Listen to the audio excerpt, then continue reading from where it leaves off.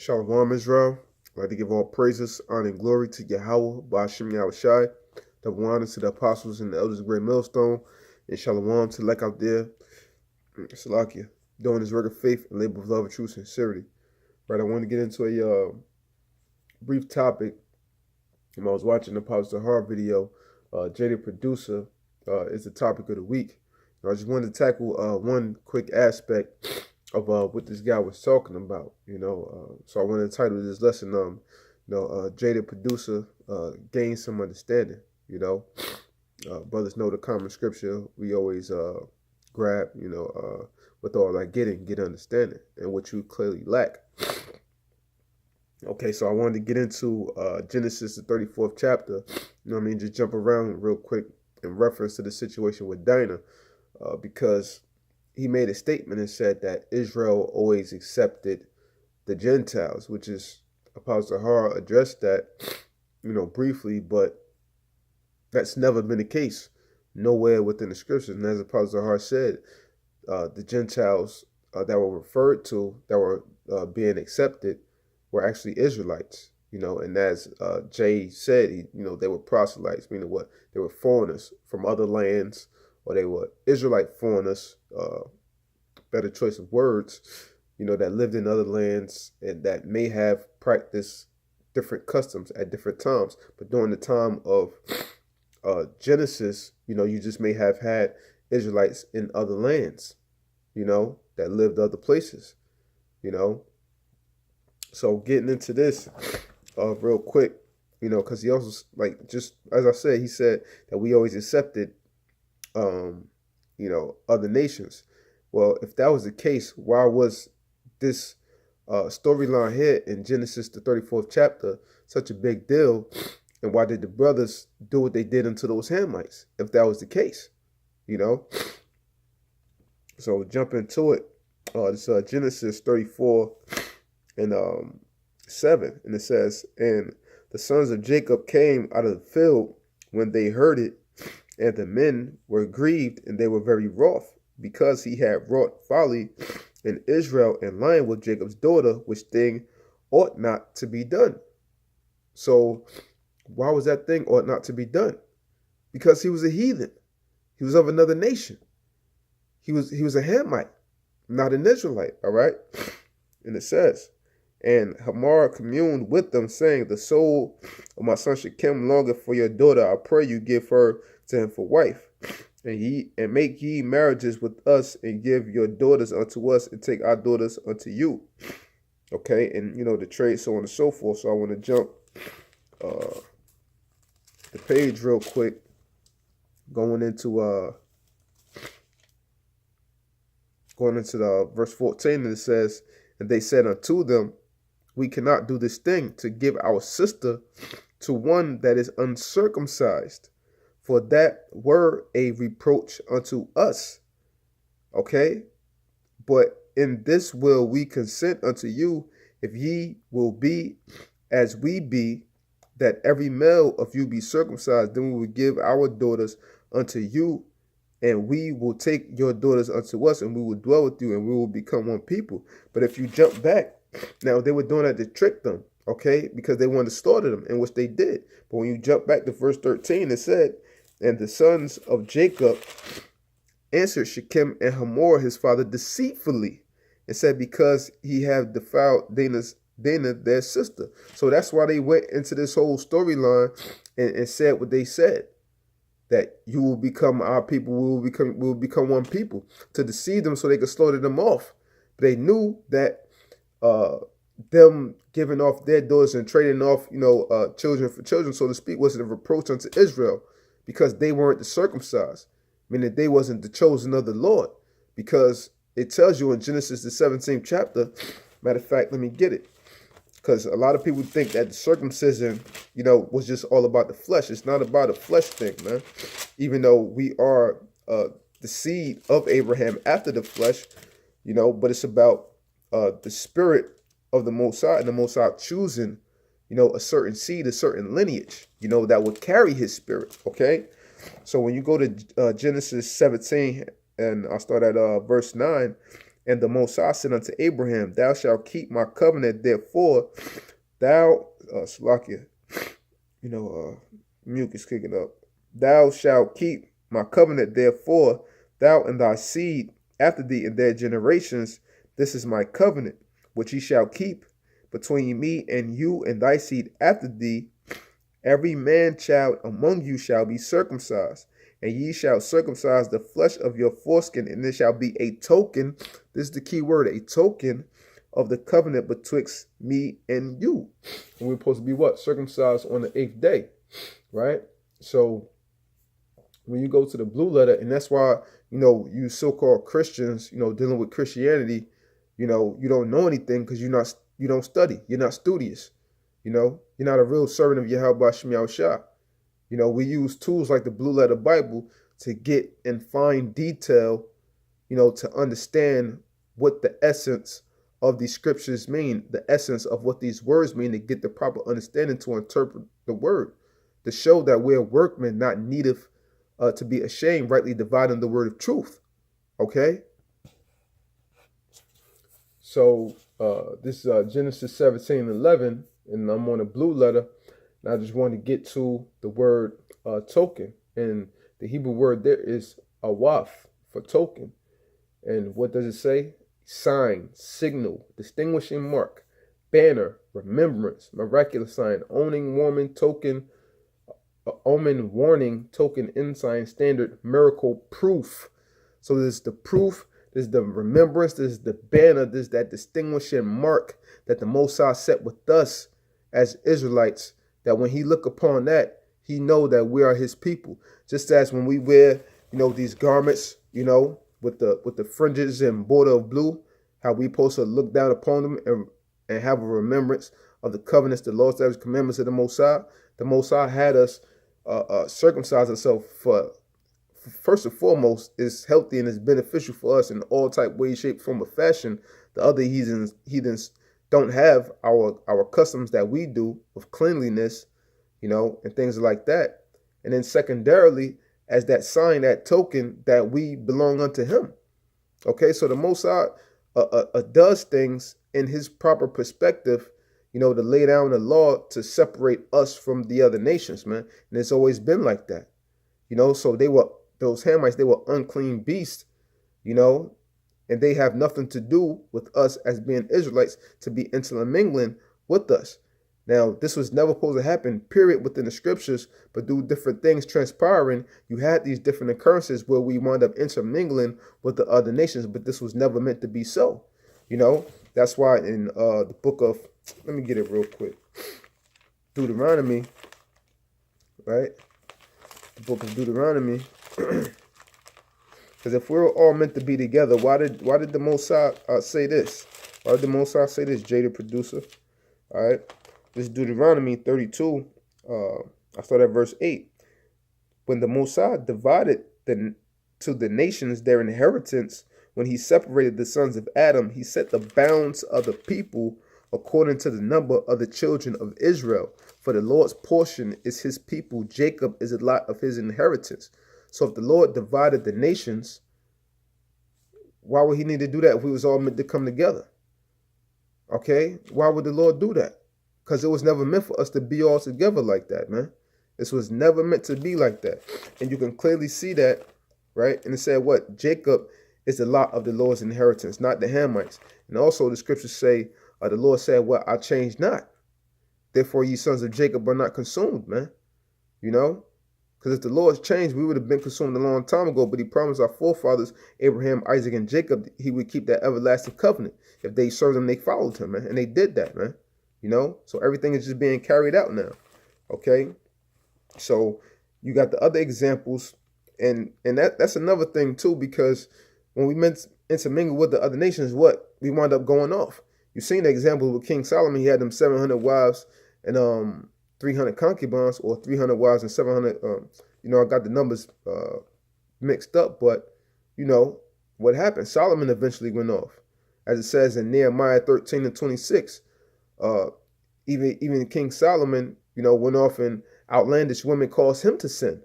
Okay, that's why we're not supposed to mix and mingle with the other nations. All right, And I want to get one quick account in the book of Ezra. Okay, bear with me 1 second.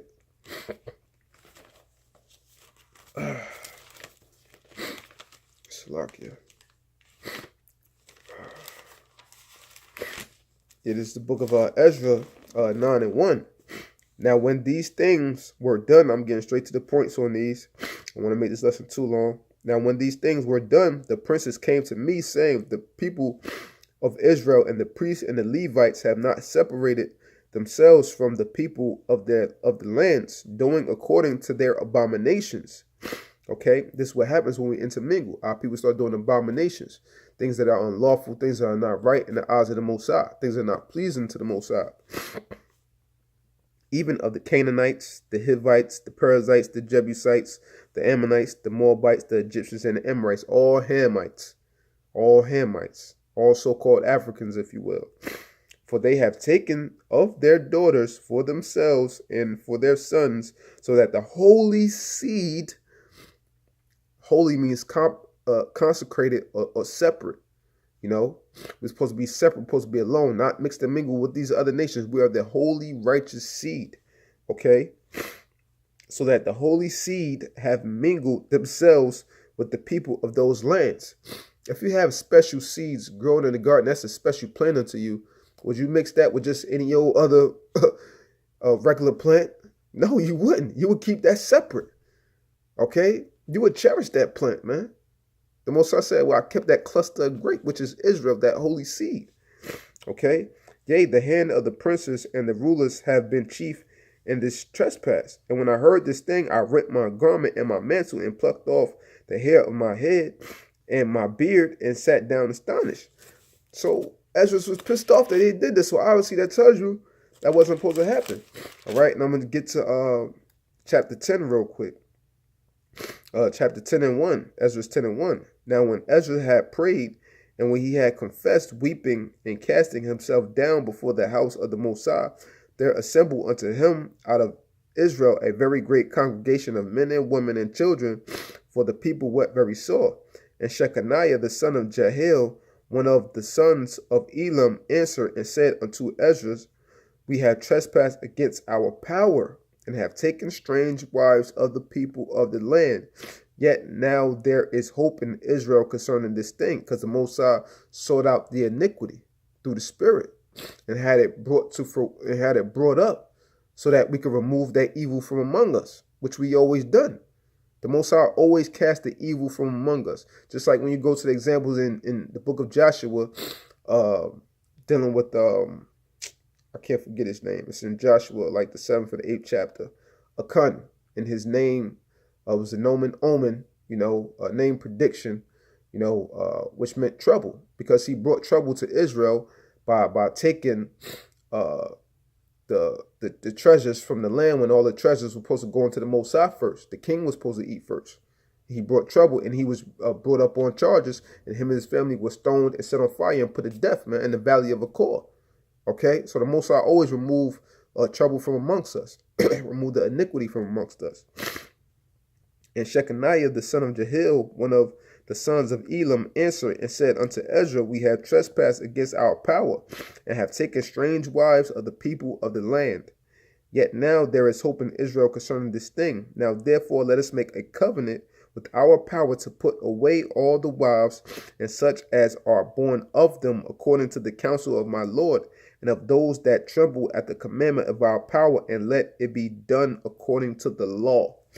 So what? They had to remove their wives and the children from the strange woman that they had taken. You know what I'm saying? So now, does that sound like to you, Jada producer, that we always co-mingled, that we always accepted the foreigners, the so-called the foreigners, the other nations? No, those were Israelites that we accepted that were considered foreigners. And Exodus, the 12th chapter, gets into the different types of strangers. When you go through those different verses, it gives you the different breakdowns. And when you get into great biblical tools like the Blue Letter Bible, and when you go through them and you see the different levels of strangers, and you see when what this stranger applies to. Does this one apply to a heathen? Does this one apply to an Israelite? So on and so forth. You can see the constant comparisons all throughout Exodus, that 12th chapter, which is a beautiful chapter to give somebody that understanding. Can be a little confusing if, you just understanding, but it's a beautiful chapter to get into for that thorough understanding, right? And another example to get into briefly, this is the book of Leviticus. This is what happened when we co-mingle, and especially as far as, the women co-mingling with a man of another nation, which if a woman of our nation, had a baby with a heathen man, now her seed that she brought forth would be of another nation, but could possibly be dwelling amongst the Israelites and trying to proclaim to our heritage or going against our power, you know what I'm saying, and stirring up ruckus, because he know that the God of Israel is not his power, because his power, his so-called power, will belong with the father of his nation, and not the woman, okay, because everything was in its proper perspective back then. So it's the book of Leviticus 24:10. And the son of an Israelitish woman, whose father was an Egyptian, went out among the children of Israel. And this woman and this son of the Israelitish woman and a man of Israel strode together in the camp. So the boy's father, was an Egyptian. He was a Hamite, but the woman, she was an Israelite that had a baby with an Egyptian man. And the Israelitish woman's son blasphemed at the name of the Lord and cursed. And they brought him unto Moses, and his mother's name was Shalawam, the daughter of Debri of the tribe of Dan. Okay, so because this son that the Israelite woman had, his father was an actual Egyptian, he didn't have no respect for the Lord.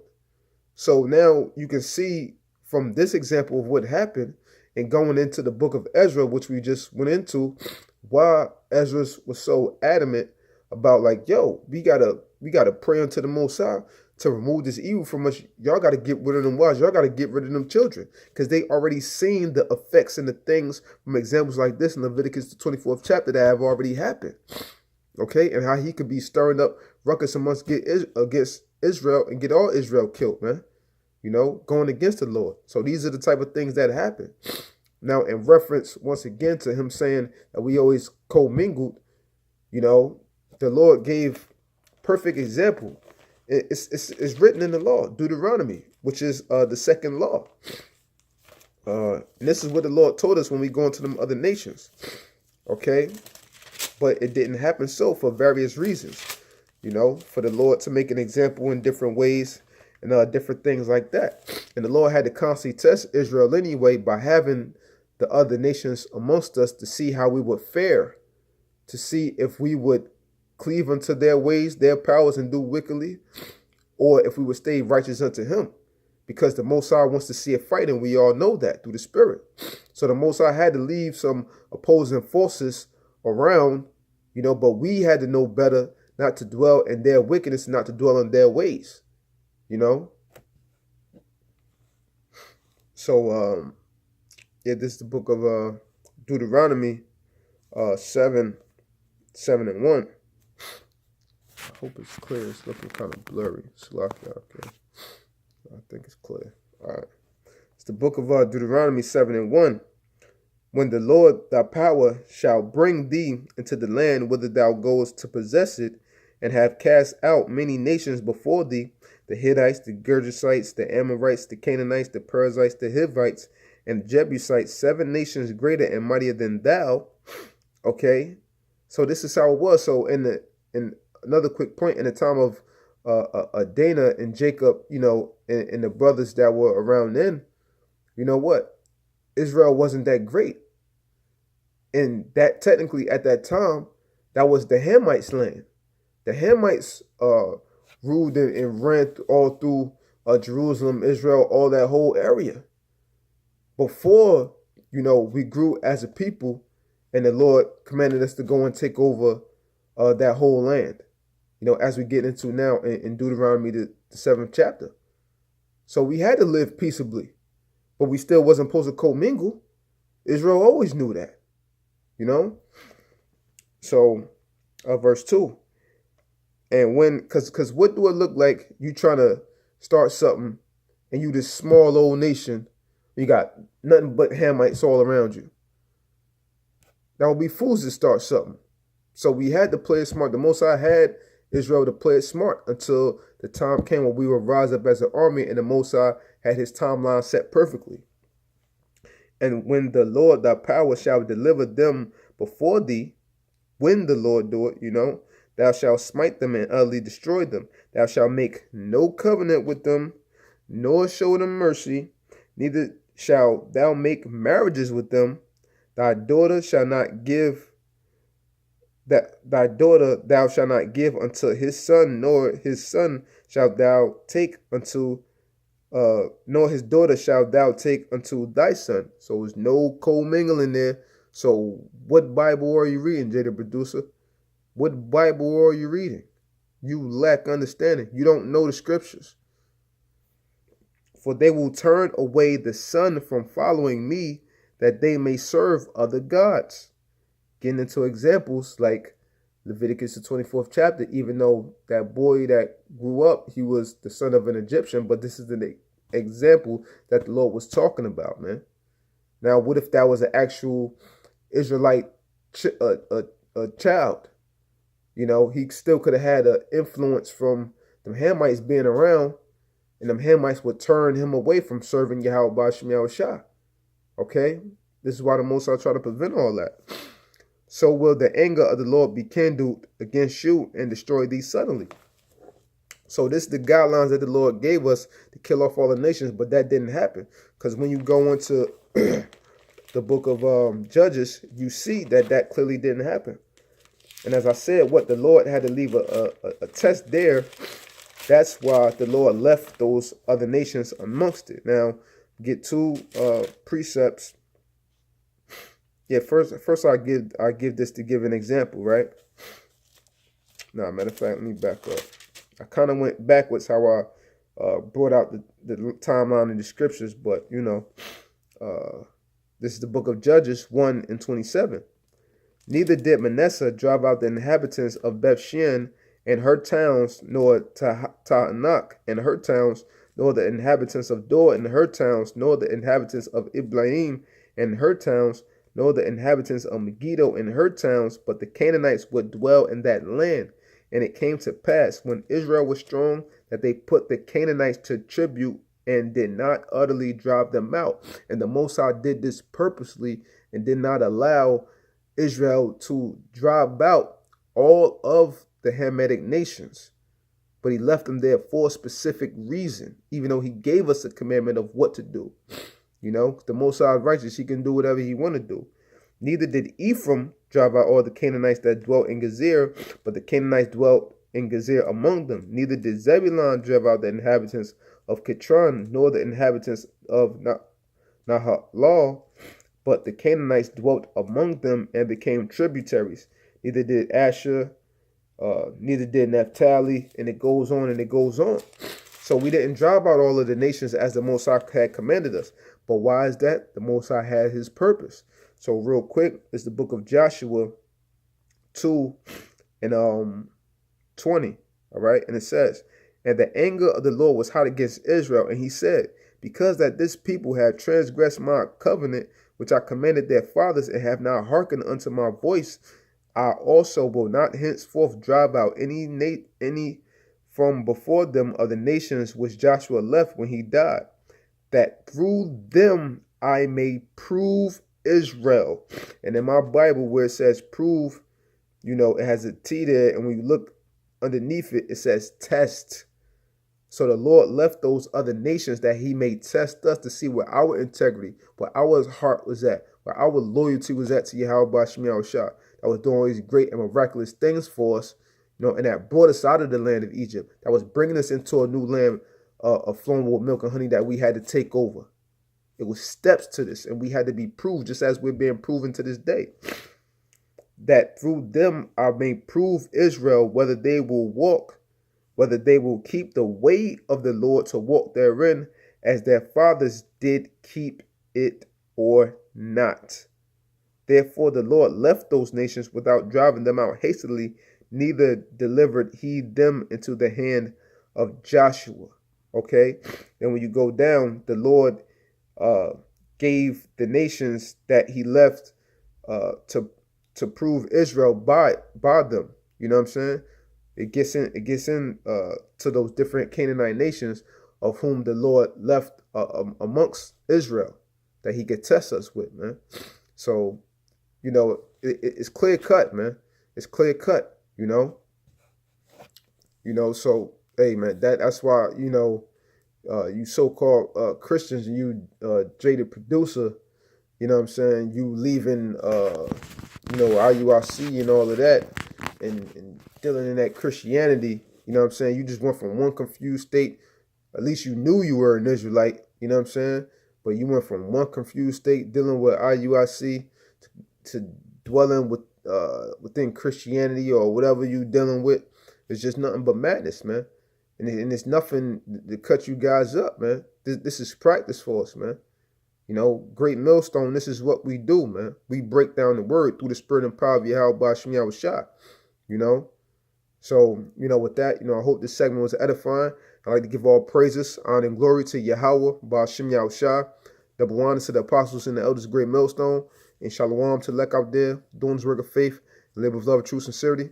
Shalawam.